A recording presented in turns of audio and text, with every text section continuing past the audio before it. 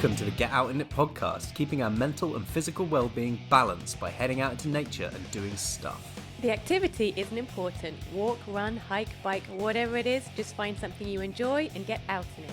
The point of this podcast is to show how ordinary people can achieve extraordinary levels of health and fitness. Out here, we'll share informal, inclusive advice for anyone trying to improve their mental and physical well-being, based on our own experiences and professional knowledge from our special guests. So let's lace up and get out in it. Hopefully my cat's not going to fucking lacerate my legs. And here we are. Welcome to episode 8. What a week it has been. How are you, Maria Herring? I am very, very well. Thanks, Mr. Bale. I am coming to the end of my school term, which is cool because I know that I've got some good training coming up in the summer holidays. So I'm getting excited. How are you? I'm all right. I'm living vicariously through you at the moment because as listeners will hear later in the podcast, I'm still not training properly, if at all. So, you say you've got good training coming up in the summer holidays, but I've been planning your training up to the summer holidays, and it is going to be ramping up considerably until you go on those 2 sports camps with children. But we'll talk about that a little bit later. First things I want to know is what have you done this week to get out in it? Got out in it. Well, Coach Bale, I have done all of my training this week, including my strength, which, fucking props to me, right? Yeah. What did we say about swearing the first 2 minutes of the podcast? But still, carry on. Always do it because always people find it amusing. I think that's what the rule is. Yeah. Sorry, 5 listeners for the swears. Yes, I've been doing all of my training. I've done all my runs, although on Friday, it's hot out here now. So this week I did my Monday run. I think I went out around 10 o'clock in the morning. That was stupid. I was running for an hour. By the time I got home, I was a dehydrated, nasty husk of pain and salt. Anyway, so I was like, I can't do that again. So on Friday, my 1 hour run, I split into 2 and did a double run day. I did a run in the morning and then I did a run in the evening after work. And it was much better that way around. I'm not gonna split up all of my runs in the week because it wouldn't be feasible with work and stuff, but it worked quite well this week. So I've actually been out in it quite a lot this week. Yeah, a double run day is a great way to get in that extra mileage, as long as you do it properly, look after yourself in the day, and especially in a hot place where you are, running early and running late is often the best play. Yeah, I did the first half of my double run just after I did my sports in the park with my Friday strength and conditioning class outdoors. So even at that time of the morning, it was getting a little bit too toasty. So thank non-sweary goodness that I only did 30 minutes because by the time I got back, I was glad to be in the shade. I bet you were. So that was me. What about you, James Bale? What have you done to get out in it this week? Well, I'm still not training at full capacity, if at all. So I've been having to go on little mini walks up my hill, and I'm lucky enough to have a fairly sizable garden that I can sit in and watch the sun go down. So I've made sure that I've finished each of my days sat in the back garden with a nice cup of hot chocolate with a bit of protein powder in it. Just watching the sun go down and soaking up some vitamin D because I have been spending a considerable amount of time inside working or doing my rehab in my gym. So I'm making sure I'm still getting that outside time. Why don't you do your rehab in the garden? Because it would involve carrying all the heavy weights outside. So I'm not going to. We'll talk about that later in the Let's Be Honest section anyway. Right. So let's not swamp this bit too much with my rehab issues. First, before we move on to our interview, I want to give a shout out to Helen Bell, better known as Barefoot Salty Swims on Instagram, because she sent me a lovely message saying how much she enjoys the pod, which was really kind and we really appreciate it. And we're stoked to hear that we keep her good company on her runs. And I hope she keeps smashing that coffee that she loves so much. Thanks, Helen Bell. That's really, really kind. And also, I have to agree with you. I love my Monday runs listening to the pod because our pod comes out on a Monday, and I listen to it on my Monday run, and listening to our guests talk about their journeys, their fitness, and all that kind of stuff. Really pumps me up for a run. Love it. But you are a Monday QA, don't you? Often come back and you tell me what you think the pod this week was like and what we can do better next week. So we're always looking to improve. But again, thank you, Helen. Really appreciate the getting in touch and really appreciate the shout out. So yeah, that was lovely. Thank you so much, Helen.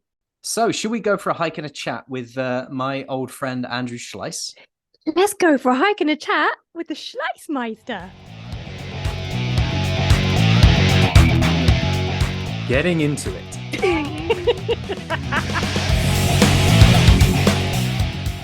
So this week, we are lucky to have Andrew Schleis joining us. Andrew started his journey into endurance sport in 2016. And from the moment he began, Andrew was an endurance athlete through and through. He's lost 30 kilograms, raced at world championship level. And in 2019, he completed 3 of the world's most famous races: Challenge Roth, Norseman, Extreme Triathlon, and Kona Ironman World Championships, all within a 3.5-month time frame. Andrew, great to have you here, mate. How's things? Thanks. It's great. Good to be here. Good to see you. Good to meet you, finally. Yeah, it's nice to meet you as well. I've met you on the podcast for a while, but it's a little different when you get to actually talk back. It's different in the flesh, yes. Yes. In the virtual flesh, that is. In the virtual flesh. Yes. Yeah. Not the virtual flesh, because we're actually hiking and chatting. Oh, it's true. While we do this. It's true, we are. Oh, yes, we are doing it's that. a hike and a chat. It's a hike and a chat. So talking on that, Andrew, what's the first question we like to ask everybody is, what have you been doing this week to get out in it? I've been doing a little bit of running, a little bit of riding on my bike. It's a big work week, but I'm on vacation now. It's Friday morning. I'm going to get out and go for a ride and then spend the weekend with my wife. That sounds nice. What are you riding at the moment? What when you say you're going for a ride, is that on that snazzy TT you bought a few years ago, or are you just going for a bit more relaxed at the moment? No, I got a gravel bike a couple months ago. Actually, I got a gravel bike and then promptly did a 100-mile gravel race on it. By the time I was done with the race, I only had 430 kilometers on the bike, and 169 of it came in the race. So nice. And I was not prepared. How did that feel at the end, though? It was great. I loved it. It was a long day. I think it took me 10 hours. It had over 3,000 meters of climbing, and most of it was short, sharp climbs. So some of them like 18, 19% on gravel. Oof. And yeah, it was mental. I was not, had I been prepared, it would have been a tough race, but I wasn't prepared. Do you think that helped you do it because you didn't know what to expect? You just you could just go through it and not worry. But if you'd known, you would have worried and then not done so well. No, I knew I wasn't prepared. I had a tough spring getting with some just being healthy, which is not usually the case for me. I'm usually don't get sick very often, but I ended up sick a couple times, and so I basically went from nothing to, I convinced a friend to do it that I hadn't seen in almost 30 years. A guy I went to grade school with, and then I went to college with him, or high school, college. We swam on the swim team together when we were in high school, and then I hadn't seen him since college. And I reached out to him. I'm like, hey, you should do this gravel race. And so we met there after not seeing each other for almost 30 years. And so that's amazing. I would have been smarter and declined, but since I convinced somebody else to go, I had to do it. That's how we do it. That's how we do it. That's why. Accountability partner. Every morning training session should begin with arranging to meet somebody the day before.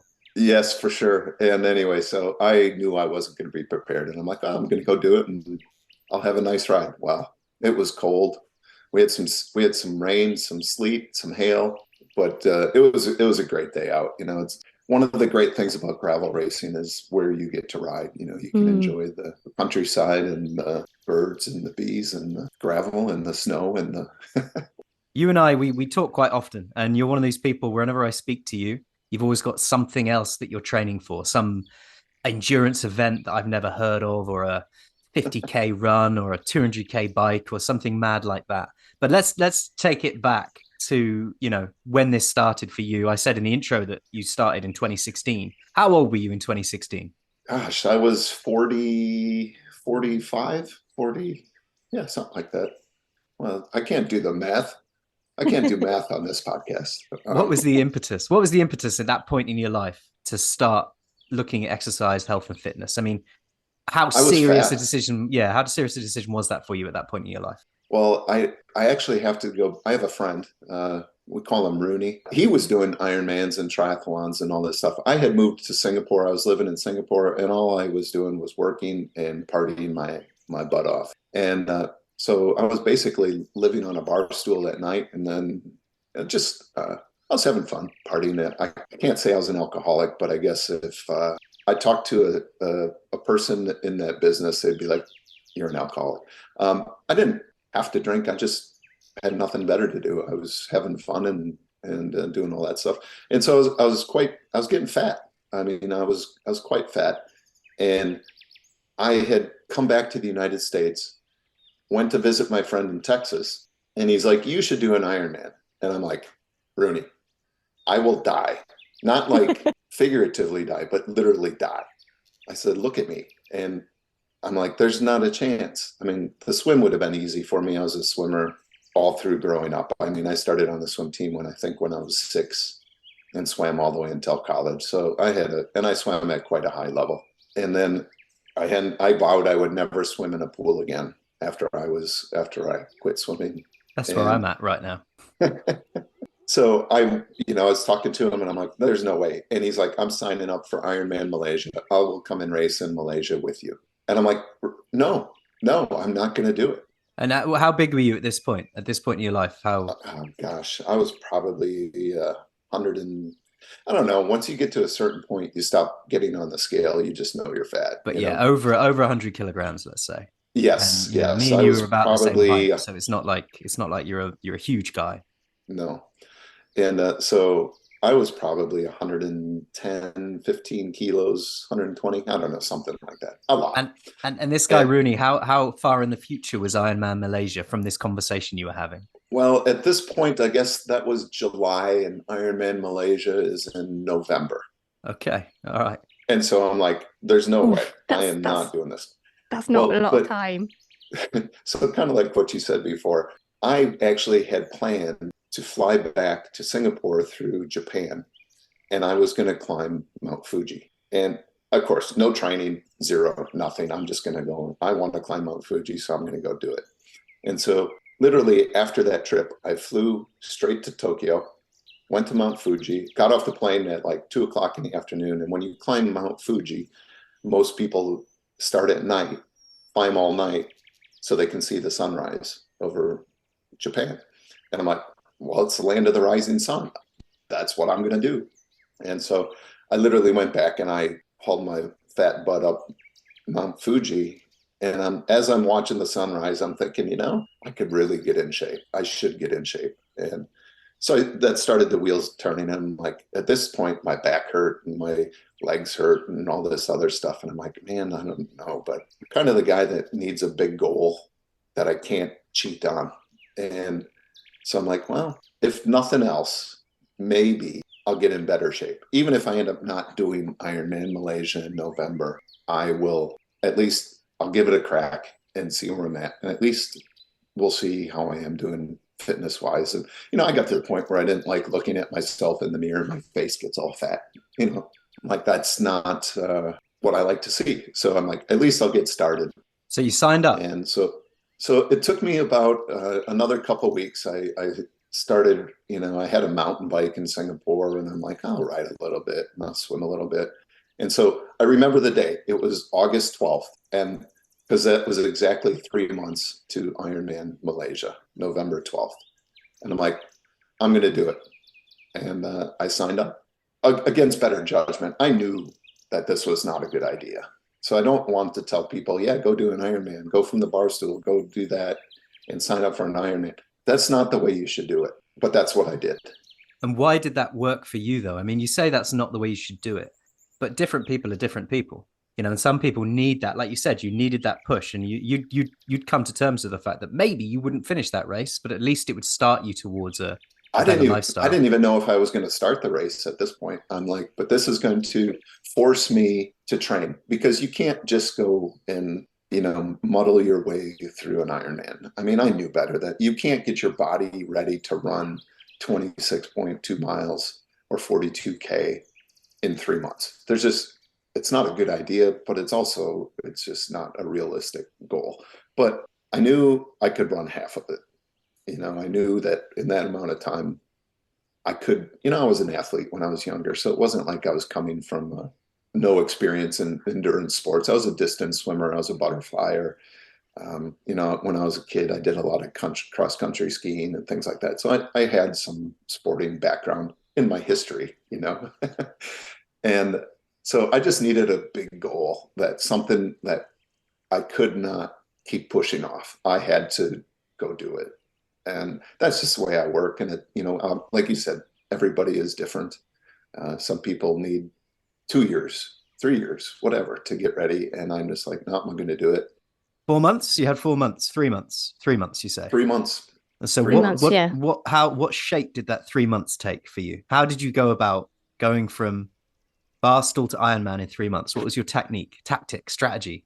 I just knew that I needed to get my body to be ready to be active for 15 hours, 17 hours, whatever it was going to take to finish. So I started riding my bike, 5-6K to work, and I would ride my bike to work, and then I would work, and then I'd ride my bike home, and then I would go run for a little bit, as long as I could at that time, and then maybe I'd jump in the pool. So I just started doing different things all the time, and eventually, I started getting up at like 4 o'clock in the morning. I'd put on my biking clothes. I'd put on a backpack with my work clothes, and I would take 3 hours to ride to work. And then I'd work all day.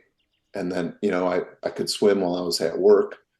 So sometimes I'd swim a little bit over my lunch hour, and then I'd ride my bike back home. So I just started doing a little bit all the time. I didn't know what I was doing. I had no clue. I just knew that I knew how to work myself into swim shape. And, so I could jump in the pool. I was living on a sailboat in a marina at the time, and there was a pool, a small pool there. So I'd literally just swim back and forth in the pool for 30, 40 minutes, just to start doing something. That's kind of how I started, just getting out in it, just the little bits here as much as I could. That's that saying, how do you eat an elephant? It's like one bite at a time. And so that's kind of how I started. I'm like, I just need to get my body ready for a long day out. So during those 3 months, you didn't get a coach or seek any other kind of professional help or training? It was just all your own work. Yeah. I obviously had talked to my buddy, the guy that forced me into it. I don't want to say forced. He put the idea in my head.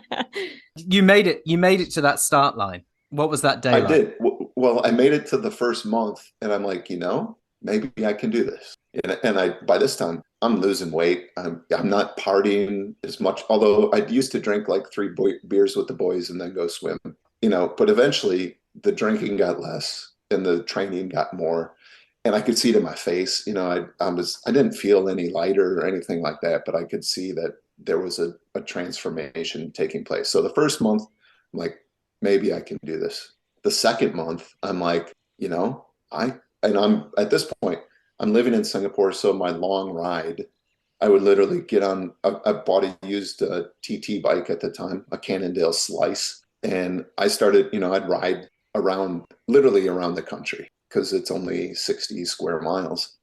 And so I literally ride around the country on Saturday. It might take me 6 hours, 7 hours, but that's what I did to get some long rides in there, to get my butt used to sitting on a bike for who knows how long. But Singapore is flat. And I'm like, oh, it's an Ironman. They're not going to put hills in an Ironman. I didn't know anything about what I was getting myself into. Then my buddy crashed on his bike. His aero bar came off when he was on a ride, and he crashed and he broke his collarbone, punctured lung, broken ribs, all that stuff, and was in ICU for a while. And he's like, I can't do it. And I'm like, well, you're coming to watch me. You're getting your butt over here anyway, which he did, to his credit. In fact, I was giving him crap about this yesterday, but so he did. And then literally I had a month to go, and I'm like, I can do this. My running's getting a little better. I can run a little bit further before I walk. I can, the bike, I'm like, when I was done with even a training ride, I was done. I'm like, okay, I'm still going to have to run after this. And I didn't know anything about bricks or anything like that. And I was kind of doing it, but I didn't know. What is bricks? Because for me, all I can see is somebody building a house. So a brick in the triathlon world is if you ride your bike, and immediately when you're done riding your bike, you get off the bike, you take off your bike shoes, if you're wearing bike shoes, and you put on your running shoes and you run immediately after. Okay. To get your legs ready to run after you're riding a bike, because everything is in the same plane, but when you get off the bike, your legs feel a little bit like jelly, and you might feel like you're running super slow, but you're really running too fast, because the sensation when you're on the bike is you're going very fast. And then when you start running, you feel like you're just crawling along, and really you're running much faster than your pace should be. If you're not used to it. So a training term is you do a brick workout. Putting two workouts together, essentially, back to back. Okay, interesting. Brick workouts. Okay. So then I was getting really close to the race, and I broke the seat on my bike because I had bought a used bike. And so like a week before the race, I broke my seat, and I'm like, my butt is used to this seat. I need to go get a new seat. And so I'm calling around Singapore trying to find a seat. And I ended up going to a bike shop, and I'm telling them what I'm doing. And they're like, what? I'm like, well, I need I need to get a seat because I'm kind of explaining the story. And they're like, okay, what have you been doing? And I'm like explaining. And they're like, well, what do you do for nutrition? Nothing. I don't do anything. What do you mean nutrition? And they're like, well, what about salt? Do you take salt? Oh, I got some of those little fizzy things you drop in your water once in a while or something like that. But that was my idea of nutrition for race. And they're like, you're going to die. And I'm like, okay, what do I need? And so literally I got some salt tabs, and I didn't know anything about it. And, I didn't train with it. I didn't do anything. And Singapore is obviously, well, not obviously, for those listening, it's hot. It's only less than 100 kilometers or less than 60 miles from the equator. And so it's 30 degrees and 90% humidity every day. Sun comes up at 7, goes down at 7, but it's 90 degrees hot, sticky all the time. And so in Malaysia is the same. I mean, it's the heat there is oppressive. It's very seldom there's wind, and it's just hot. And so that's what I was going to be racing in. I didn't know anything about it. And I'm like, okay, well, give me a bottle of those things. And so that was kind of my nutrition. I didn't know anything about that. Was all your nutrition training. Yeah. I didn't. Well, I thought I was carrying enough here on my belly that I didn't really need any. Amazing. Well, again, I started coaching because I don't want people to do the same things I did, because even though I made it through, I made enough mistakes for everybody. Let's talk about making it through, though. The actual race day itself. What was that like? So the swim I knew was going to be relatively easy for me. I was just going to go for a swim. I wasn't going to push it because I knew I was going to need everything for later for the marathon. And so I did the swim, and of course I got stung by a jellyfish. So that was fun. It's always fun when that happens. But I made it around. I think I swam like an hour and 8 minutes. That's something like fine. That. So a pretty respectable time. That's slower than I thought you would have done, because you're a badass swimmer. Because that's an hour and 8 minutes is about what I swim. But I hadn't swam for, I don't know. Yeah, ever, swimming never leaves. It never goes away. It just is. It sits in you. Well, I like I said, I wasn't trying to push the swim at all. I knew I was going to need every bit of I just thought if I got through the swim easy, it would make the rest of the day easier. Because isn't it like 3 or 4 kilometers, the swim in an Ironman? The 2.4 miles. I finished that, got on the bike. I thought, okay, let me rewind. So my buddy comes, and we're talking at dinner the night before the race. He goes, well, let's look at the course profile on the bike. I'm like, what are you talking about? It's like, well, you can see where the hills are. And I'm like, what do you mean hills? There's no hills. This is Ironman. He goes, you better look at the course profile. And of course, he opens up. I didn't know anything about going on the Ironman site and looking at the course profile. The bike course at Ironman Malaysia is no joke. I mean, it's got some elevation. I'm like, okay, so there's hills here, and then it gets flat for a while, and then hills. And so that's in my mind. Anyway, I get on my bike. I start riding my bike, and 6K into the bike, my derailleur shift cable breaks. And it's fortunately, it was my front. So all right. So you're almost on fixie all of a sudden. So yeah, but I did have one of those little multi-tools in my bag on my bike. Of course, when you start Ironman, you take everything in the world with you. Your bike weighs 20 kilos because you have all these bottles and these bars and these things and whatever. And so I had this little multi-tool. So I'm like, okay, I'm ready to go up the hills. I got off my bike. I took the little screwdriver and I shifted the limit switch on my derailleur into the small ring on the front. So then I rode the next section of hills up and down. And then when I got back to that spot, I was like out and back section, and I got off my bike and then I shifted my derailleur again into the big ring. And then I rode kind of the thing and I got to the hills. I'm like, oh, I think after this hill, after this corner. And then I got these really steep hills. And literally I was doing like because I hadn't gone up a hill really at this point. And I'm like riding the back and forth across the road to go up this hill on my bike. So I got stung by a wasp that stuck in my leg. I don't know if this was a big deal for you guys, but they were talking about the murder wasps in the United States that came. They're these well, they come from Malaysia, and there's this wasp that's the size murder of hornet. It's a murder hornet. Yeah. A murder hornet. Yeah. And it was literally stuck in my leg on through my biking shorts. So you got stung by a jellyfish and I had to pull in it the off swim and then stung by a murder hornet on your bike. Yeah. And then my derailleur cable broke. So at this point, like when my derailleur cable broke, I'm like, okay, I'm finishing this race. That's it. There's nothing. I'm going to figure out a way to do this. Because at that time, my first thought was, well, I'm done. That's it. But I'd come so far at this point. I'm like, I am going to finish this race. Anyway, so fast forward, because I could talk about this all day. So I end up getting around on the bike. And I don't remember how long it took me. Gosh, it probably took me 6 hours or 7 hours, something like this. I don't remember. And I'm like, oh, I got plenty of time to finish the marathon. Well, I get off my bike, and of course, my legs are cramping a little bit by this point because I've been riding my bike in too high a gear for part of it because I couldn't shift back and forth. So I get off the bike and I start running. Well, it starts pouring rain. I mean, in the tropics, when it rains, and it's monsoon season. And all of a sudden, running through ankle deep water. I'm running, and of course it's super hot. And so at the point, and part of that course even runs along the beach a little bit. It's not in the sand, but you're on the dirt and stuff. And it's just, I'm over my ankles deep in water running. And at this point, I'm like, what else can come next? But it did. Then it stopped raining and the sun came out blistering hot. And it was literally like running in a sauna. And of course, at this point, I'm toast. Were you managing to run? Were you running? What were you doing at that point? I think I ran pretty much the whole first half marathon, but then I was cramping really bad. My calves were cramping, my shin was cramping.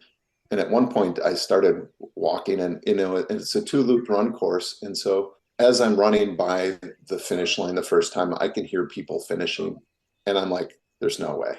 And I got really mad, and I was like, there's almost no way I can finish running this race because I was cramping so bad.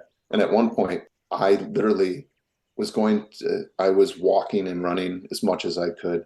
And at one point, I went to take a step and my calf cramped up and my shin cramped up, and there was I had opposing muscles cramping up. I mean, I literally could not walk. And all of a sudden a race official came up to me and I'm like, oh, they're going to pull me off the course. I'm like, I'm okay.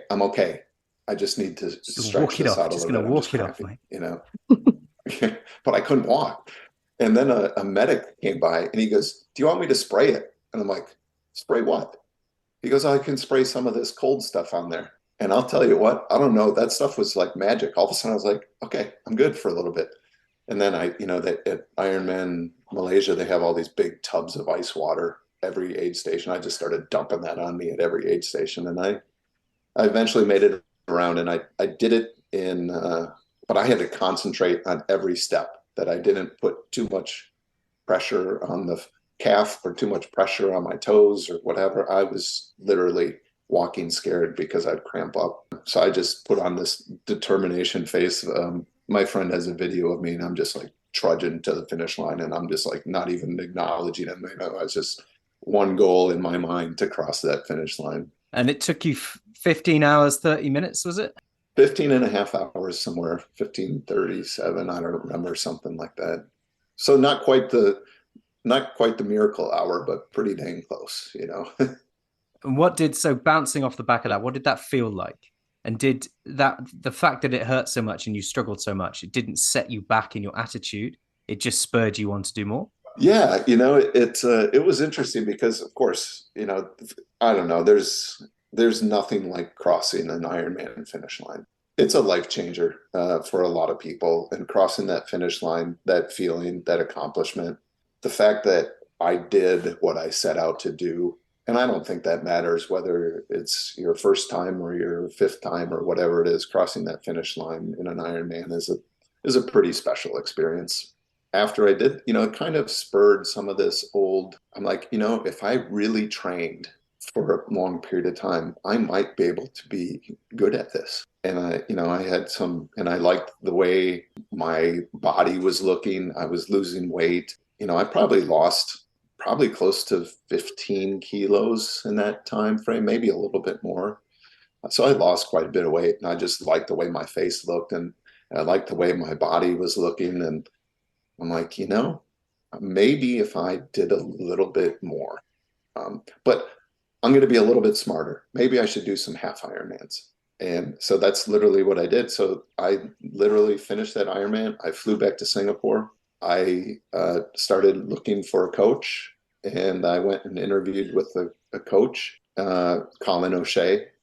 He's from Ireland, but he was living in Singapore, and I met with him, and I filled out the form, and I said, I'd like to do this. And he's like, wow, and actually he was at Ironman Malaysia. I didn't know him at the time. He qualified for Kona while I was at Ironman Malaysia that first time. So anyway, I started literally working with a coach, and then I had some structure. Before, I was definitely quantity over quality. And as soon as I signed up with him, I was doing much shorter sessions and much more directed, and, saving me quite a bit of time. And you probably noticed the difference quite dramatically, didn't you? Oh, yeah. And then I signed up for Ironman 70.3 Taiwan, which I think was usually in the spring. So around March or something like that. And so, yeah, that's kind of how I started. And, just originally when I signed up for Ironman Malaysia, I thought it was just a bucket list thing. Like, I'm going to do one and I'm done and that's it. But I kind of liked where I was heading, physically, personally. I wasn't going out to the bar every night, and doing this stuff. I had something that took that place, and I wanted to see what I was capable of doing. And at that time, I was kind of in a position where at work, I didn't feel like I was benefiting from my hard work. And now all of a sudden here was an outlet where every bit of energy I put into training benefited me.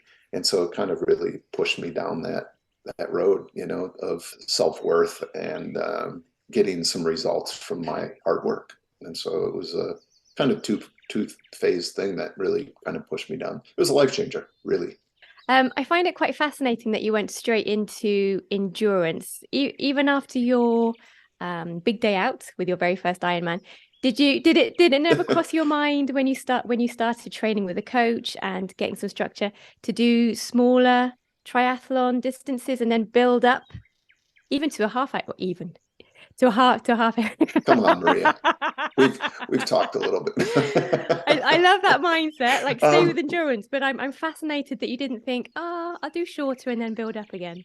Well, when I was a swimmer, and a quite competitive swimmer, I swam at a national level in the United States when I was in high school, and and stuff. So I swam but I was an endurance swimmer at that point. In the U.S. we have the distance. It's kind of a mid distance now, but we had the 500 yard, which was my event. So I was kind of conditioned to endurance sports, although not as big as an Ironman. Okay.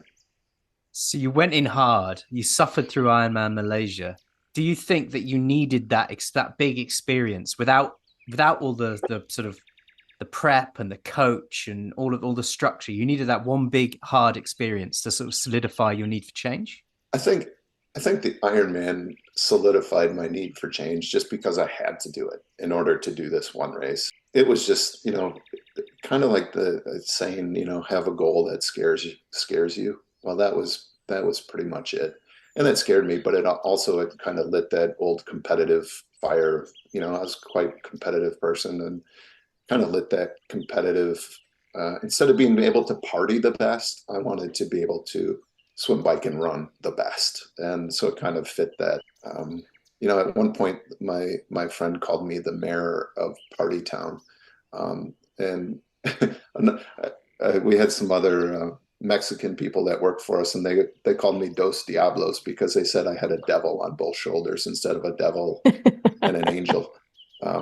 So, you know, I kind of went from this party hardened mode to training hard, and I liked where it was taking me. Frankly, I was sick of, you know, the partying and all that stuff. And not to say I don't do that once in a while now, but it's definitely far and few between compared to every night what I used to do. So from that point on, there was no real chance of you sliding backwards. You kind of found a new raison d'etre, and you were after it. Yeah. Well, after this happened, this is a kind of a long story, but after I got the coach, and one of the things I wrote on my goal sheet was my friend had told me that the 70.3 World Championships were in Chattanooga, Tennessee in 2017. I'm like, I want to go to that so I can race in front of my family so they can see the difference, because it was in the United States. And, you know, I'd been living overseas for 3-4 years and I'd only been home a couple times. And so I wanted to go race in front of my parents. So I wrote on there that I wanted to do that. I said, I don't know if this is realistic, but I want to give it a shot. And so then I signed up for Ironman Taiwan, and I went to Taiwan, got a flat tire on the bike there. It took me like 20 minutes to fix it. And anyway, I met this guy, Mitch Vandenheel, who was from Belgium, but he was living in Singapore. He had the same coach. We both had Colin as a coach. And so I met him at the race in Taiwan. He was quite an advanced triathlete as well. And he took second in his age group at the 70.3 Taiwan. So I went to the roll down ceremony to see him get his award. And while we were there, of course, being in Taiwan and that the race was in the United States, not very many people, as I know now, not very many people would probably take that spot. Anyway, they're calling my age group and they're calling the awards. And finally, the roll down ceremony, if somebody doesn't take their spot, they'll give it to the next person. And so I had no chance that I was going to get a spot. Anyway, I'm sitting there and all of a sudden they're like, does anybody in the age 45 to 49 age group want to go to Chattanooga? And I kind of look around the room and nobody's raising their hand. And I'm kind of like, me? And they're like, point at me and they're like, run up here. And I run up there and then they're like, what place did you get today? And I said, I think I got like 69. You know, I kind of didn't want to say it out loud because I was on the microphone, and I'm like, everybody cheers and all this stuff. And that was also a turning point for me, because now after I got the spot to go to Chattanooga, I didn't feel like I really earned it. But now I was deathly afraid of getting last. You know, I didn't know anything about triathlon at this point, really still, although my coach was obviously a huge resource. And now getting into the community in Singapore, there's a very good triathlon community in Singapore. So now I was afraid of coming all the way to Chattanooga, racing in front of my family and taking last place. And I knew that in this course, I learned to look at the course profile, and I realized that the first part of the bike rides straight up Lookout Mountain, which is a huge hill. And I'm like, every pound or kilo I lose now means I don't have to take it up that climb. So I quit drinking. I quit drinking for the 6 months training before the Ironman World Championships, and I trained my butt off because I was so afraid of getting last. Not that there's anything wrong with last. I just didn't want people I knew to see me get last. You know, it's just at the World Championships. You don't want to say you qualified for the World Championships and then qualify. I won't use that term loosely. I got a spot to the World Championships and I did not want to take last. And if nothing else, that did more to push me forward into, then I'm eating better. I'm not drinking. I'm not spending time at the bar. And literally now the weight's really falling off of me. And really, I was just going to stop drinking for a month because I wanted to see A, if I could do it, and B, I wanted to lose the weight. Well, as I started on that, I could just see the weight just falling off of me. And that just spurred me to keep on going with that goal. And people are like, oh, here you have it, and I would still go out with my friends once in a while, but I would drink everybody was so used to me partying and all this stuff that if I went to a bar that we normally went to, they put a drink on the bar for me before I sat down because they knew me so well. And I'm like, no, no. And so I would just start drinking, club soda with a lime squeezed in it because it looked like a drink. And then people wouldn't be giving me crap or trying to push another drink in my hand.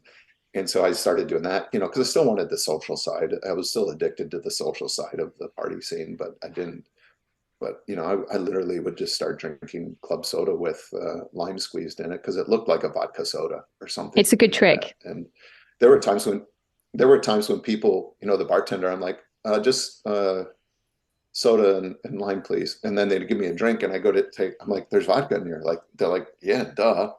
I'm like, no, I want soda and lime, no vodka. I'm not drinking, and I tell people I'm going to do it. Well, this is, I'm like, I'm going to do an Ironman. And they're like, yeah, whatever, and joke and laugh and completely doubt that I could do it. And so, yeah, that was kind of, that really pushed me into triathlon because I was deathly afraid of not doing well and so I finished about half pack. Nice. And good work. What was your family's reaction? I'm excited to know how. Well, my mom thought I was going to die. My mom has a full head of white hair, and I have a brother and two sisters, but I put the majority of those white hairs on my mom's head, I think. And she thought I was going to die, and she's worried about my heart and all these other things. But they loved it. My family came and they and I was afraid to walk any part of that half marathon because they would pop, the course in Chattanooga winds all over the city and you can jump from one spot to another and see, and I never knew where they were going to pop up and I didn't want them to see me walking. So I ran, and at that point, I couldn't even run a sub 2 hour half Ironman in the race. And I think I finished like at 2:01 and I was thrilled with my half marathon pace at that point. And so you did the 70.3 world, you got a slot for that. And then, that was 2016. The 70.3 Worlds in Chattanooga was 2017. And then there was you had a year basically to get your act together because then you went and raced in 2019. You went and raced Roth, Norseman, and Kona in 1 year. How did that year come about? Yeah, so I dove in really, really strongly, and I would race about 4 half Ironmans a year at this point. So I would, I'd train for 3 months and then I'd race or 3, and at this point I'm living in Singapore. So I'm racing in Australia, I'm racing in Taiwan, I'm racing in Indonesia, I'm racing in Malaysia and things like that. I then qualified. I literally qualified. I didn't get my big goal after that, the World Championships, was now I wanted to qualify without a roll down in Ironman 70.3 Worlds, and it was in South Africa. So I ended up getting that. I qualified for the next year straight up at Ironman 70.3 South Africa. And at the end of that year, I said, I am never going back to Malaysia. I am never doing an Ironman in Malaysia again. That was miserable. The heat, I'm a bigger guy, the heat, I melted, all this stuff. And so at this point, I'm starting to think I should try and qualify for Kona. And at the end of 2018, I raced the 70.3 World Champs in South Africa. I'm like, I'm signing up for Ironman Malaysia because I want to see how I can do if I'm trained well. And at some point, I want to try and start doing Ironmans again so that I can try and qualify for Kona. So November 2018, I signed up for Ironman Malaysia. And at this point, so bringing into the 2019, James, I heard about Norseman. I'm like, I want to do that race because I lived in Sweden for a while and I love Norway and I wanted to go back to Norway. And so I started putting my name in for the Norseman draw. So thankfully, that first year I did not get a spot. But bring on 2018, I signed up for Ironman Malaysia again, and I'm training my butt off, and I'm doing well. I'm starting to look at the start list to see if I can get a spot for Kona. At that point, I'm like, at this point, I'm thinking I'm going to go to Ironman South Africa the next spring. And that was kind of my goal because they had a lot of spots because it was in African championships or whatever. And so they had more spots. And I'm like, that's going to be my spot where I'm going to qualify. And I loved racing in South Africa. It was a beautiful course and wonderful, and liked being there. So I signed up for Ironman Malaysia strictly with the goal of trying to run a good marathon in Malaysia. And so I'm doing quite well. And so I literally training my butt off. The week of Ironman Malaysia, they had the drawing for Norseman, which was a live online on YouTube drawing.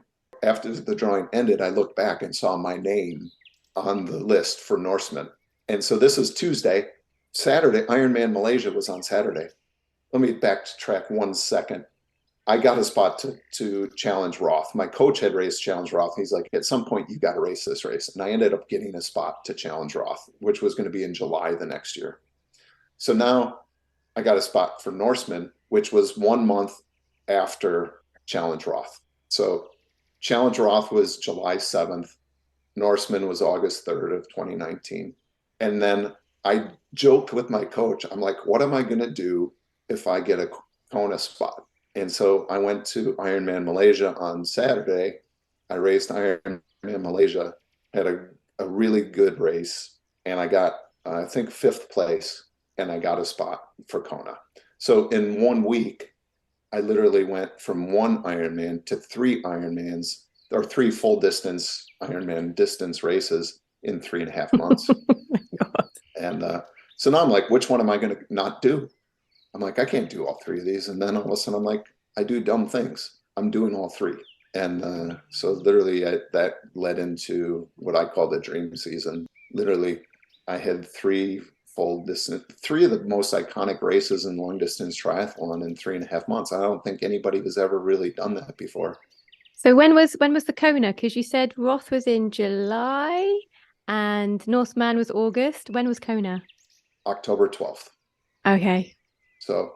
So I went back and I told my coach, he goes, well, what are you going to do? And I said, I'm going to do all 3. And he kind of, I could see that look like nobody should do this. But he also knew me, you know, we became fast friends. And at this point, he knew that I was probably going to do it. And so literally, like I had said before, I wasn't thrilled with my job. And I'm like, you know, maybe it's time. And I literally quit my job.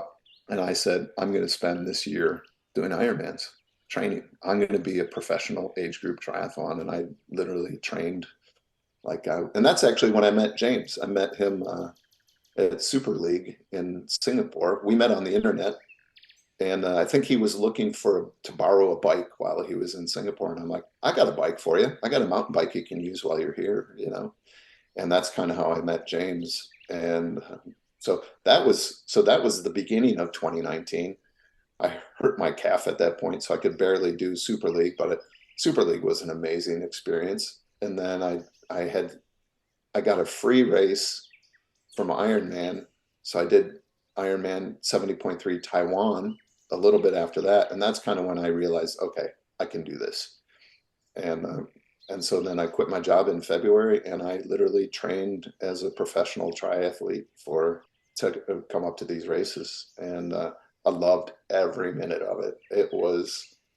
I didn't know if I was going to like it. I thought, boy, I might get to the second one and be like, this is, you know, whatever. And I'm like, okay, challenge Roth, I'm just going to get through. I'm just going to, you know, do whatever. Because Norseman at that point was now my, you know, biggest goal. And I'm like, I want to get that black shirt.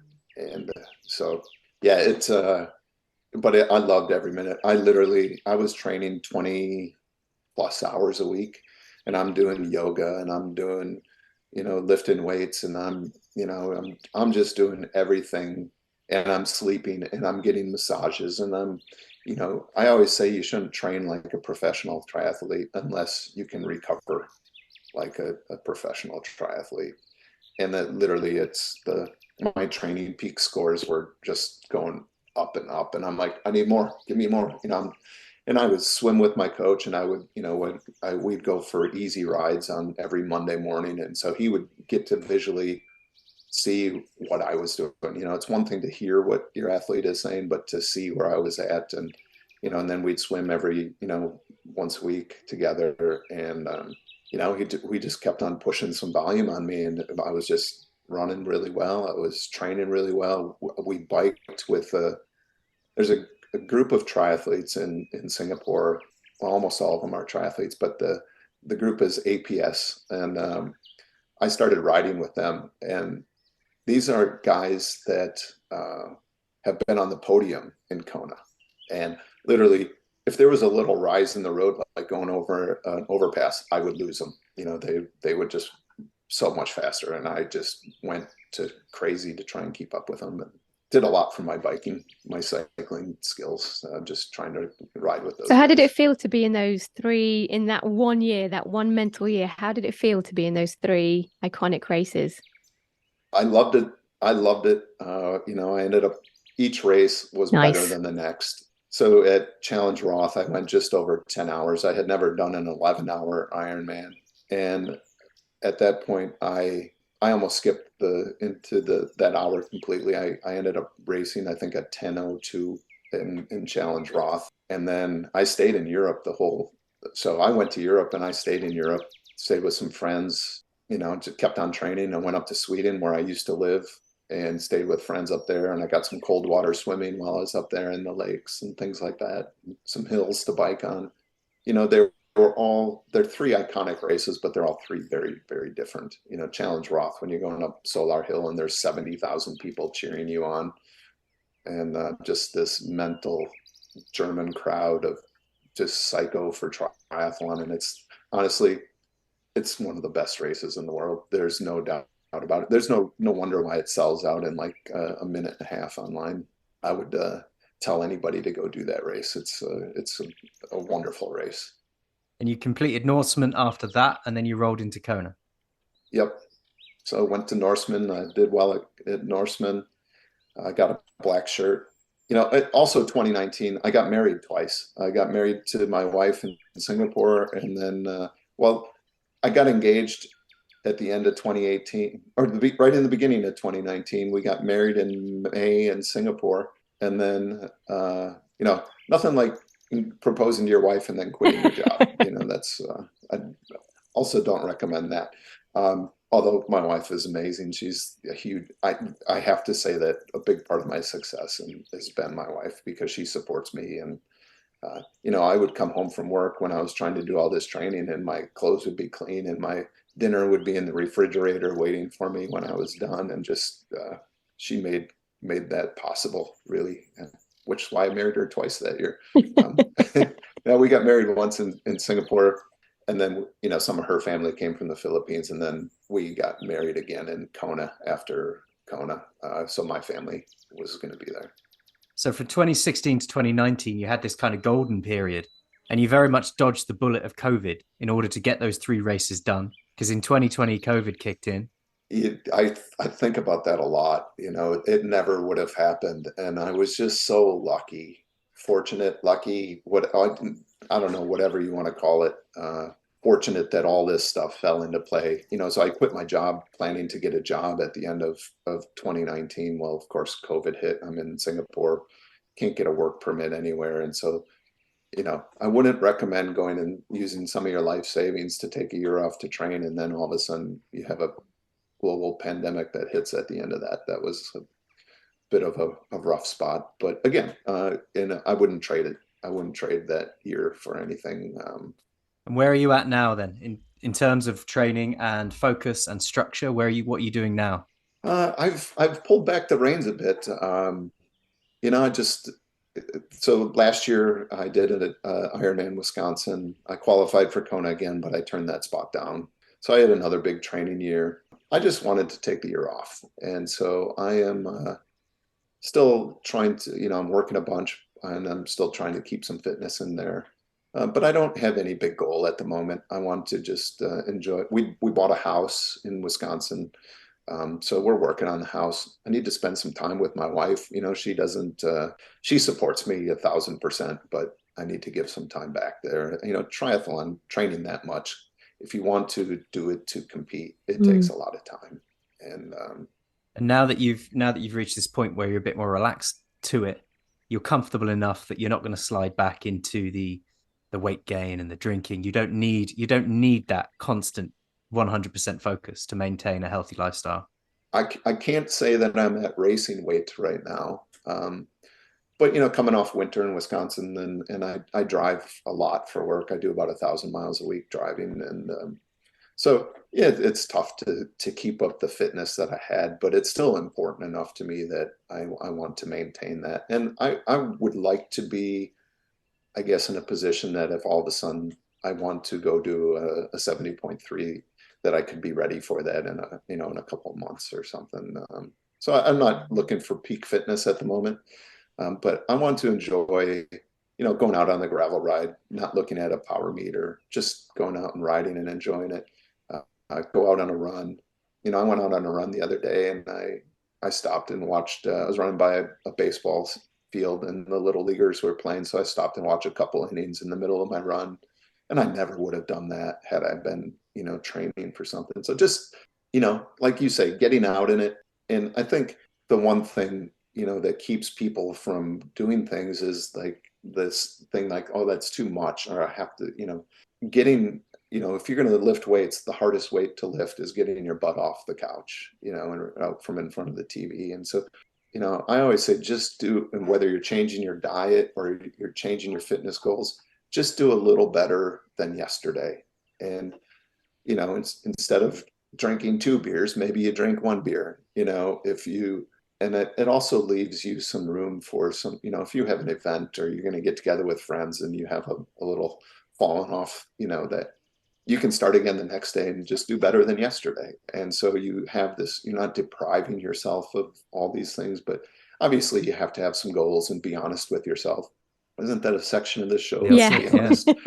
You can't do that every day and say, I'll just do better tomorrow. I do better tomorrow. Otherwise that doesn't work. But if you have some goal, I think that's a great way to make some change, that you don't necessarily need to do what I did and have a big audacious goal. I think it helps, but just, sometimes people are so overwhelmed. When I looked at myself, being 120 kilos or whatever, and it can be daunting to even start. Like, why does it even matter?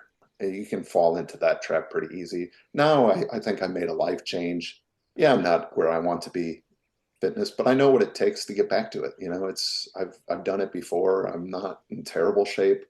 I can go out and run 10K. I can go out and ride, 150 kilometers or whatever, and still have some enjoyment in that. So it's not like but I'm just enjoying getting out in it. And I think that's important. Even if I have a tough week at work, well, just go out and do something. Do you think now then that your why has changed? Do you do fitness now for enjoyment as opposed to a big goal like a massive Ironman race, or? I think it's still a little bit tough for me to just do it to stay fit. I do like to have the goal. I would race. I love racing. I mean, I would toe the start line at a race every single weekend if my body and my finances would allow it.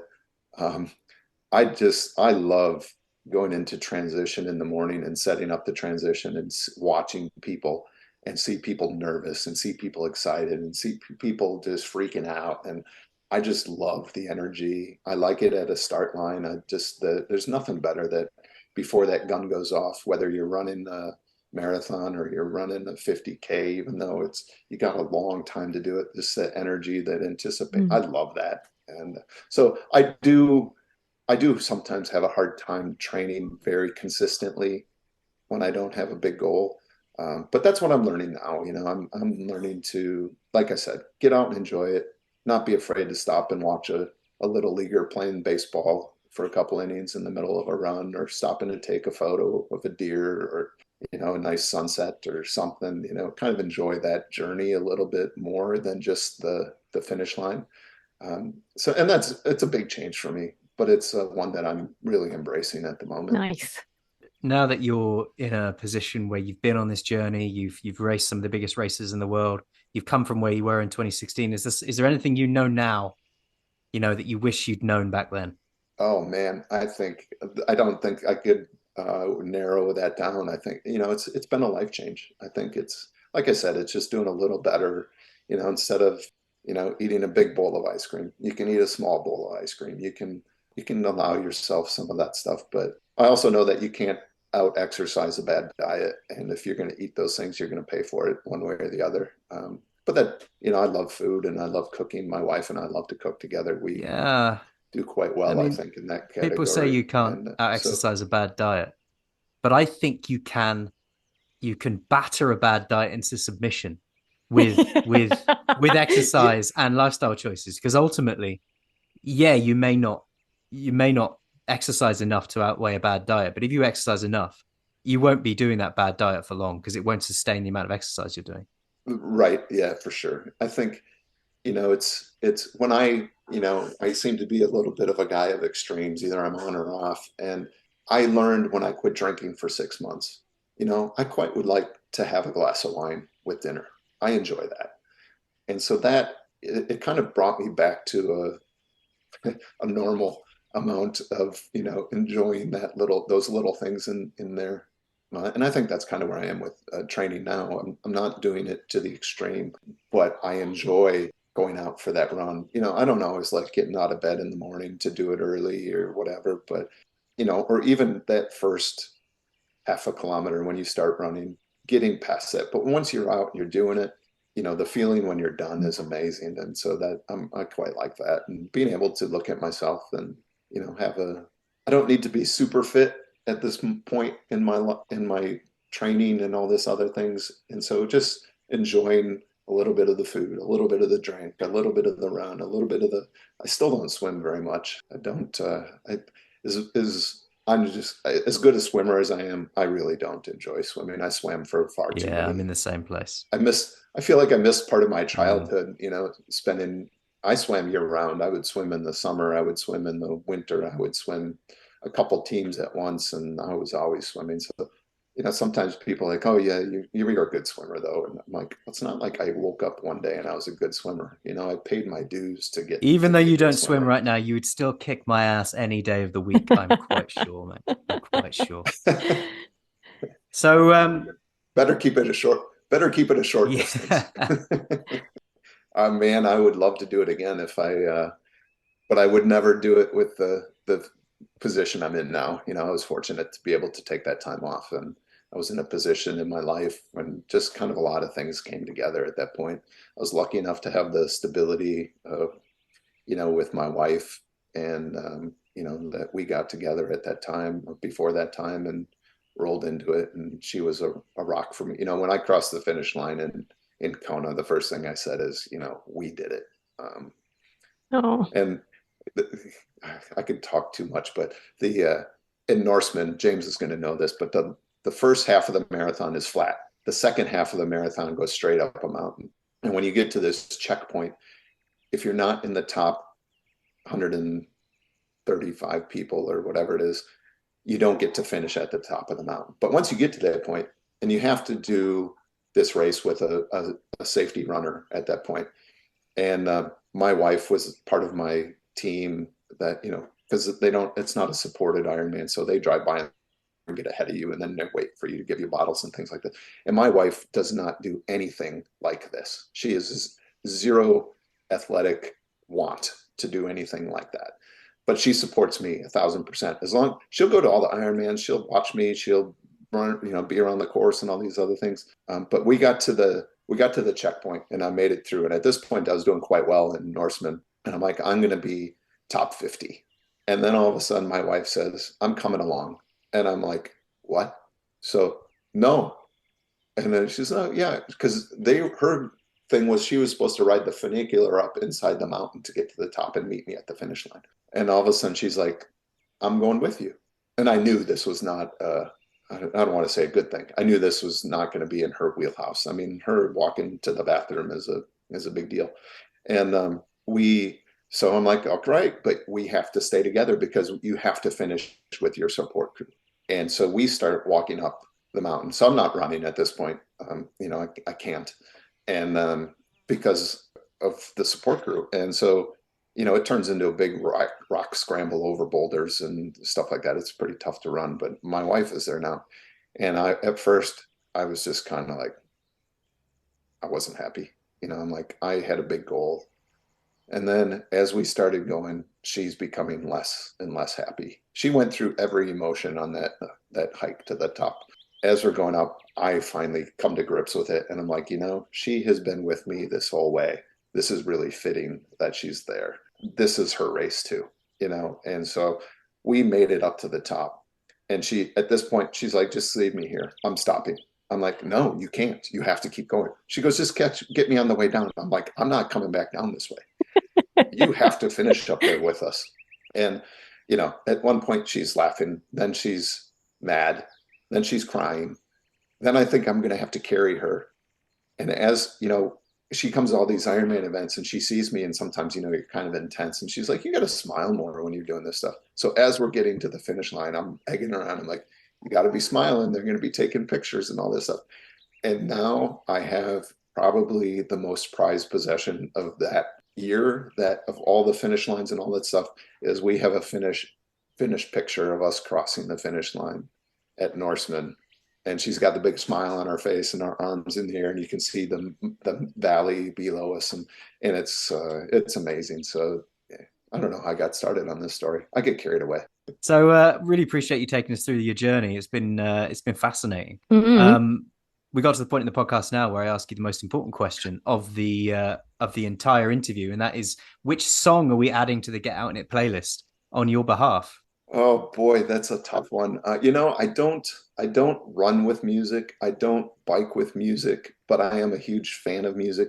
But if I am on the trainer, I do listen to music quite loud, or on the treadmill with that gets me through those things. I guess it depends on how you want me to go. No, I don't. We don't dictate. I'm intrigued as to how this is going to go, because as long as I've known you, I don't know anything about your music taste. Yeah, I really don't know. You could be a metal fan or a classical. I don't know where. Yeah, I'm certainly not classical, but I was a metalhead when I was in high school, and then I've been everywhere in between since then. Country and Americana and Texas country, because I lived in Texas for a while. I love that. But I think I'm going to go back to 2019, and I loved. The song wasn't written for that, but Tom Petty, "Running Down a Dream." Good song. Because literally that would go through my mind, that, and it's got quite a good beat for running. So that would kind of be my anthem, I guess. Maybe not. That's a good training song, but that was kind of my, when I was training, I had pictures on the wall in front of my trainer of Kona, the islands, and I had the Sebastian Kienle quote, who is a legend in triathlon. I heard him quote one time. He said, "The more you hate yourself in the last 10K, the more you will love yourself at the finish." And so that quote was printed out on a piece of paper and taped to the wall in front of my trainer. "Running Down a Dream" was kind of as I was trying to qualify for Kona, that would go through my head. I love the fact that your song is something meaningful. Yes, we love that. We will add that to the playlist, mate. So thank you for coming on. If anybody wants to come and find you on the internet, where are they looking? Oh gosh, probably the best place is my Instagram, and it's this goes back a long time, but it's KickA55 on Instagram, KICKA, and then 55. So it looks like kick ass. Cool. We will send everybody your way, mate. It's been an absolute pleasure talking to you. It's been a fascinating journey. I will love it. Forever be impressed with that year that you did. It's mental. I was pleased to be following it at the time. The last time we spoke, before we started recording, was when you made the commitment to come to Devon next year and do the coast to coast with us. No? When is it? May 2024. Oh, so I don't have to start training until April. No, I'm just kidding. Man, I would love to. We'll see you in May then. It's always sunny there. It's always sunny there, right? Though it never rains in Devon. Sun's always shining.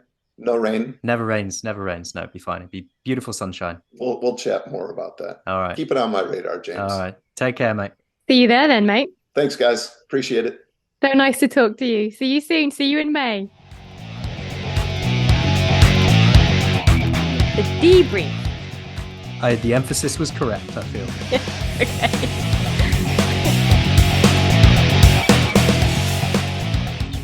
So what did you think of Andrew then?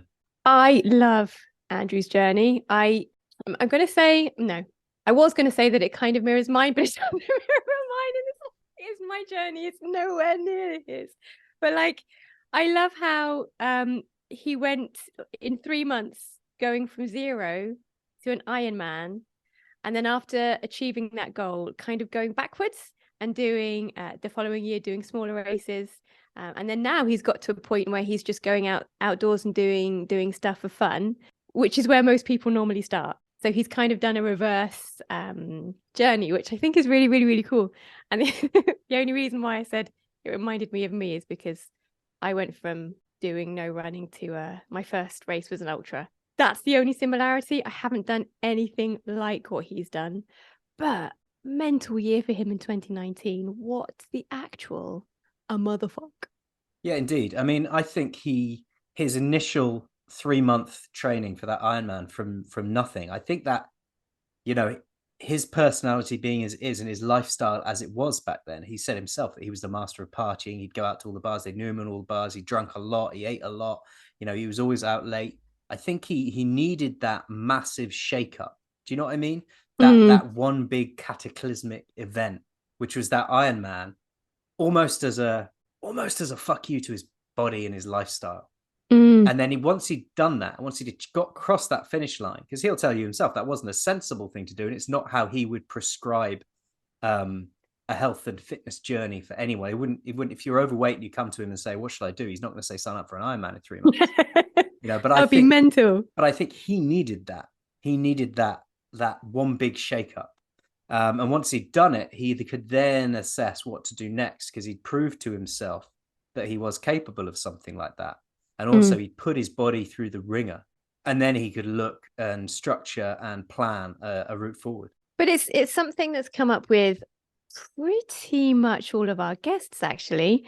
This idea that you kind of setting yourself challenges that will scare you so that you have to do the training. Or, I mean, it doesn't even have to be an event or a race that you sign up to, but set yourself some goals or targets that will challenge you enough that you're a little bit scared, so that you actually put the work in. It seems to be quite a common theme between amongst all of the guests that we've had so far. And I kind of like it, like that challenge to scare yourself ethos that seems to be quite prevalent with a lot of endurance athletes. Yeah, I mean, Zoe's attitude to scaring yourself was, you know, put something in front of you that's going to make you train for it.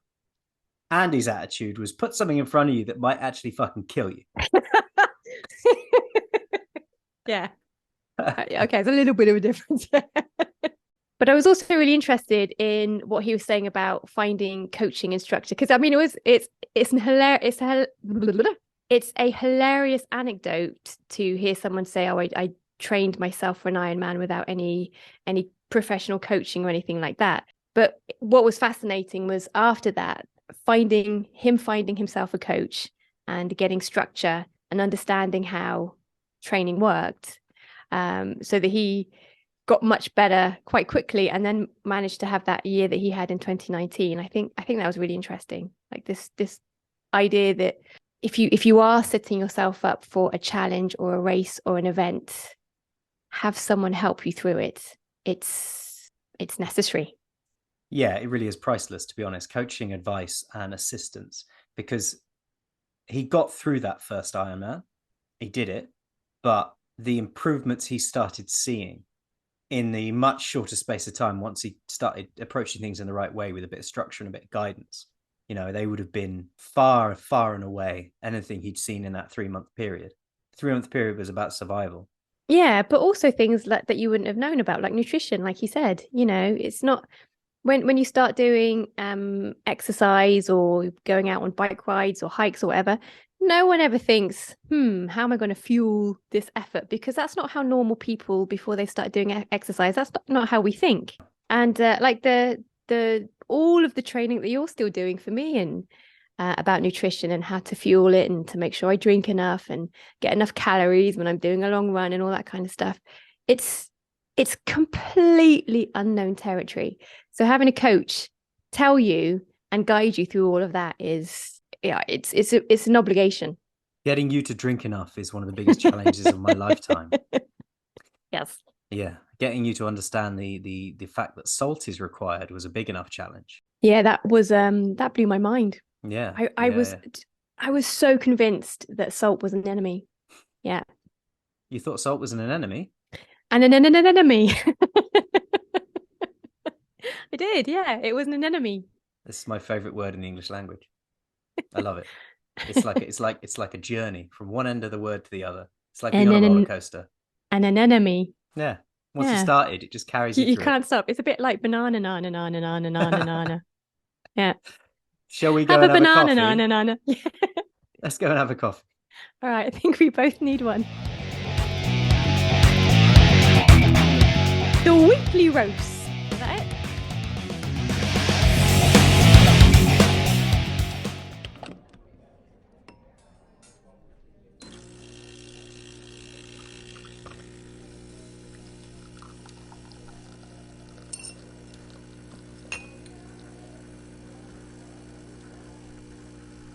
And so this week, I have got a coffee from Wisconsin. I haven't actually got it because, as we both know, we and you are having to enjoy coffee together, which is a different coffee in tribute to this coffee that's on its way to me, that Andrew's actually sending me a bag of from his hometown. That's nice. It is, isn't it? It's from the Rusty Dog Coffee Producers. And they're based in Madison, Wisconsin. And they're the winner of the Best of Madison 2022 Coffee Awards. And this coffee is called Vice Grip Full City Dark Roast. Oof, that sounds like it's going to be a little bit punchy. I think it does, doesn't it? I mean, we're both drinking a different coffee at the moment, but this one's in the post and it's on its way to me. So we'll let everybody know what it's like when it turns up. Yeah. The tasting notes are toffee, almond, and dark chocolate. So I'm quite Sounds fucking banging. It sounds like a banging cup of coffee. I'm well excited for it. Hopefully, by the time I come over in August, it will be there. I think so. As long as the import doesn't mess up somehow because of Brexit. What a bunch of bastards! But what a bunch of bastards! But it's coming from America, not Europe. It is, but I wouldn't be surprised. Yeah, Brexit's fucked everything. Shit. Yeah. Fuck you, Brexit. Let's be honest. I'm going to let you go first this week, Maria Herring. Okay. What's on your mind? Well, not a lot. It's been quite a good week. I'm trying to think about things that I found quite tough this week. I have had to shift around quite a lot of my training things. I haven't followed my normal weekly structure because I've had various choir concerts and all sorts of end of term activities and things because I'm a teacher and it's the end of term, so I have had to shift around a lot of my training, but I've got it all done. And because I've been making sure that I've been doing it either early in the morning or in the evening when the sun's gone down behind the hills, it hasn't been too difficult. So my let's be honest is quite positive this week. Yeah, I think your week is an example of adaptation, really, isn't it? And the ability to not get flustered or thrown just because something unpredicted has come up or something has changed your schedule. Because the thing with training is we all get into a routine, don't we? And when your routine is as it is, it's quite easy once you've set those habits to maintain that. The problem occurs sometimes when something throws that routine out of its normal sync. And then can you then either maintain, do the training around it, move it somewhere, or even have the strength to say, it's okay, I'm going to miss that session this week, it doesn't matter. Well, I think for me, because I know I've got these two summer camps coming up in the second and third week of July, that they're going to be an active couple of weeks, but I'm not going to be able to do any of my actual personal training in that fortnight. So I'm very much aware of that. So it's really, really helping me focus on making sure I get my training done in this block before I have a kind of weird fortnight recovery thing in those 2 weeks. So I think that's helped a lot. That's helped me stay committed. It's helped me stay consistent with my training. And so yeah, even though it's still warm because it's summer, I've adapted. It's fine. This is life now until the end of September. So yeah, my let's be honest this week is a good one. There's no bad things to say. Good work. Good work. Well done. How about your let's be honest? Dare we ask? James Dale. Yeah. Uh-oh. I'm on a roller coaster at the moment, and you, more than anyone, know how my roller coaster is going, eh? Mm-hmm. Because I always thought I was the sort of pragmatic, sorted out. I knew that an injury would come, and you just had to tuck it away, do the work, and be patient, and these things will pass. But if I'm honest, I am really struggling with this because I'm struggling to understand what to do with the pain in my hip. I'm struggling to understand how to solve it, and I'm struggling to see a roadmap back to being able to run again. So I'm having to really work hard on processing that. I have in the last couple of days found some quite nice loading exercises, which is actually making the hip feel a bit better while I'm doing it. I think there are two types of pain, aren't there? There's pain that feels like it's getting worse, and there's pain that feels like it's kind of contained. And when you do it, you don't feel like it's making things worse, but in fact might make it feel better. And that's where I'm at. So I'm working through my rehab. I'm doing a bit of upper body strength work, and I'm trying to be as healthy as I possibly can and maintain a positive outlook, because ultimately all these things take is time and effort. And that's the thing, because like I know you're frustrated, and I understand you're frustrated, and I understand your frustration because I would be an absolute fucking nightmare if I were injured and couldn't do my training and go out running and stuff. But I think if you can remember that this journey, running or whatever outdoor activity you choose, it's not a short-term thing. It's for the rest of your life. So yeah, the next few weeks or few months might be a little bit rubbish, but when you look at it in the kind of percentage of the rest of your life, it's just a little bit. What if I die of hip? I think it's safe to say that you're not going to die of hip. All right. Yeah. So I'm loading it as best I can. I'm working as best I can. It hurts somewhat still, but I'm walking in a straighter and straighter line every day. Good. And I'm only marginal having gains. marginal gains. And I can't wait for the time I get to go out for that first run. Yeah, it's going to be wicked. Yeah. Should we put some music on and forget about it? Yeah, let's fucking do it.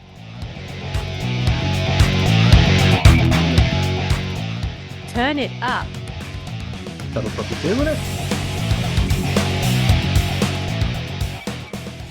So we had Tom Petty and the Heartbreakers added by Andrew, which was it's a very cool song, old school song, but a good song nonetheless. And I think, because I went first last week, I think you should go first this week. What is your song of choice? Okie doke. Well, I have decided to go epic this week.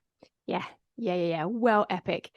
So my epic track for this week is track number 15 on Lord of the Rings: The Return of the King soundtrack, which was released fucking out. Like, I thought last week Chemical Brothers was ages old. Turns out this is even older. It's like, for fuck's sake.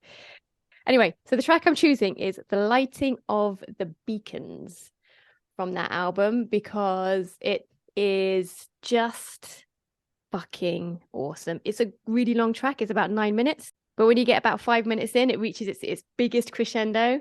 And if you time it just right to run up a hill in the first 5 minutes and then get to the top of the hill when it crescendos out, it's fucking awesome.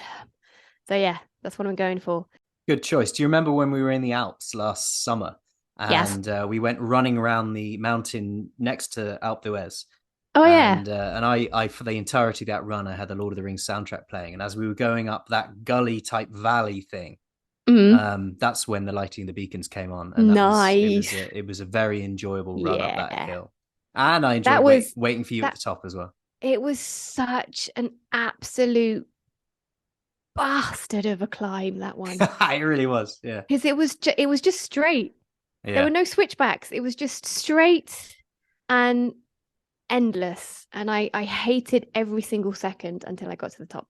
What a view though from the top, eh? And then kicked you in the bollocks. Yes. Yeah, I'd had time to, stretch it out, settle down, make a cup of tea, do a bit of bird watching, and then eventually you turned up. What a dick. So my track to add to the playlist this week is Getting Started by Sam Fender from the 2021 album 17 Going Under.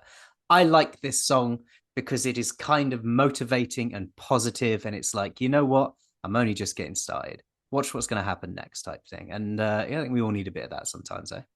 Totally, absolutely. Sounds like a really, really good track. I've got no idea who it is. I've never heard that before. It doesn't sound like my kind of genre, but your music taste compared to mine is a little bit rubbish. So and right back at you. So I think that's probably about it for this week, isn't it?